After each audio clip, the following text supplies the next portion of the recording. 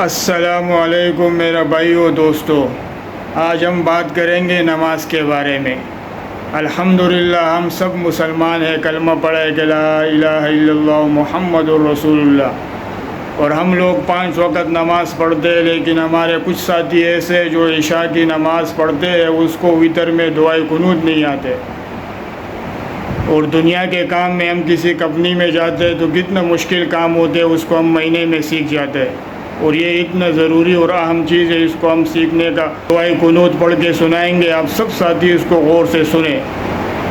کہ بھئی دعائے قنوت یہ ہے کہ اللہم انا نستعینک ونستغفرک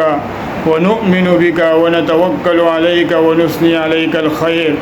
ونشکرک ولا نکفرک ونخلع ونترك من يفجرك اللهم إياك نعبد ولك نصلي ونسجد وإليك نسعى